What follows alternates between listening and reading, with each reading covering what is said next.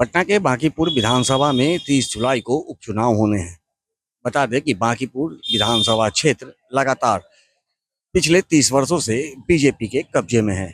नितिन नवीन, जो कि बीजेपी के राष्ट्रीय अध्यक्ष हैं, वो लगातार यहाँ पिछले 5 बार से विधानसभा चुनाव जीत कर अब विधायक बनते आ रहे थे। लेकिन उनके राज्यसभा चले जाने के बाद अब ये सीट खाली हो चुका था और उसके बाद अब उपचुनाव इस विधानसभा क्षेत्र में होने हैं।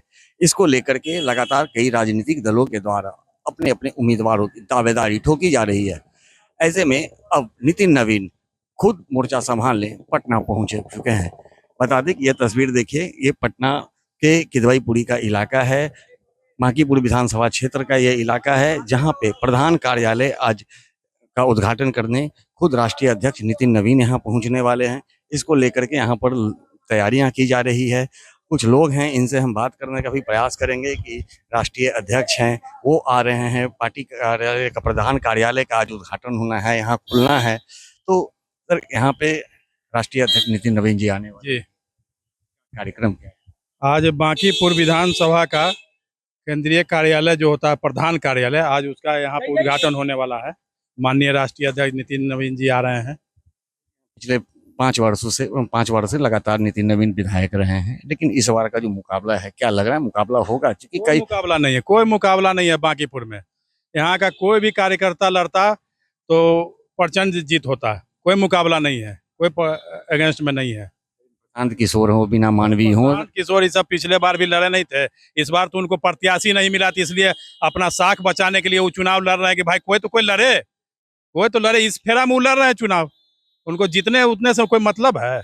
कुछ नहीं, खाली बस पैसा देकर भीड़ जुटाना है। पैसा तो बहुत है। तो देखिए, जिस तरह से लोगों का दावा है कि इस बार और भी अधिक वोटों से यहाँ के जो उम्मीदवार है वो जीतेंगे। नीरज जी इस बार उम्मीदवार बनाए गए हैं, कई तरह के सवाल खड़े किए जा रहे हैं। क्या जनता के बीच कैसा मैसेज है? आप लोग बीजेपी के कार्यकर्ता हैं, आप लोग गली गली घूम रहे हैं, मोहल्ले घूम रहे हैं, क्षेत्र घूम रहे हैं, क्या लग रहा है जनता का रुझान? एनडीए के जो गठबंधन के उम्मीदवार हैं नीरज कुमार जी रिकॉर्ड मतों से जीतेंगे।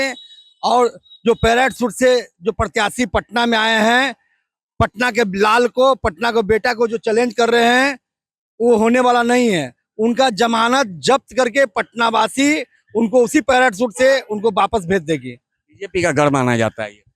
बीजेपी का गढ़ तो है ही। प्रशांत किशोर कह रहे हैं किसी का गढ़ नहीं होता है। बीजेपी का गढ़ कायम लोग मानती है। बीजेपी के गढ़ का मतलब क्या होता है? मन तो होता है कि विकास किया है, विकास करेंगे।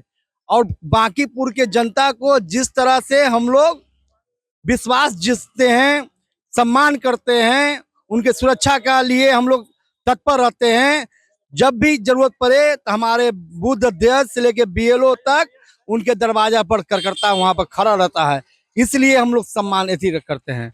जहाँ तक सवाल है प्रशांत किशोर का, वो एनडीए गठबंधन के सामने कुछ नहीं है।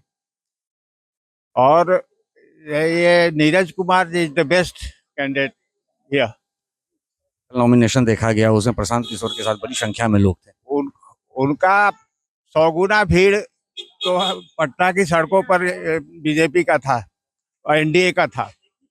और हम समझते हैं कि ये निश्चित रूप से एनडीए गठबंधन की इस बार जीत है। तो इस बार फिर से एनडीए गठबंधन की जीत है। सर, क्या लगता है इस बार फिर से एक बार बड़ी जीत? एकदम बहुत बढ़िया जीत। किशोर का क्या होगा? उनका तो जमानत जब्त है। जब्त है। रेखा यादव पिछले वर्ष से हैं, रेखा गुप्ता सेकंड पोजीशन में थी। उनके रहे खाली सब ठीक है, अपना पार्टी जीत रहा है बीजेपी। हाँ, नितिन नवीन में आ रहे हैं, एकदम आ रहे हैं, लोगों का और मनोबल बढ़ेगा। एकदम बढ़ेगा। तो देखिए, नितिन नवीन आ रहे हैं, लोगों का मनोबल बढ़ेगा। और जिस तरह से यहाँ पर जो कार्यकर्ता हैं उनमें काफी उत्साह है कि नितिन नवीन जो हमारे राष्ट्रीय अध्यक्ष हैं, जो पूर्व में इस क्षेत्र के विधायक रहा करते थे, अब वो पहुंच रहे हैं। इतना जरूरी था?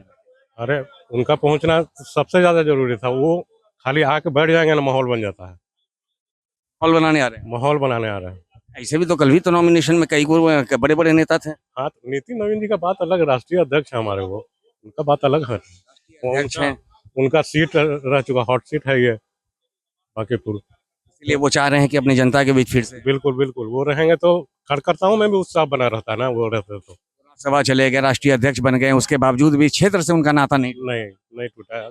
क्षेत्र से, अपने कार्यकर्ताओं से, अपने जनता से कभी उनका नाता नहीं टूटेगा। लगता है कि विधानसभा चुनाव होने तक वो लगातार यहाँ पे आएंगे, कैंपेनिंग बिल्कुल करेंगे, लोगों का मनोबल बढ़ाएंगे। बिल्कुल मनोबल बढ़ाएंगे। क्या चाहते हैं? हम लोग चाहते हैं वो यहाँ पे बने रहें जब तक चुनाव है। चुनाव है, हाँ, वो जीत कैसी लगेगी आपकी इस बार?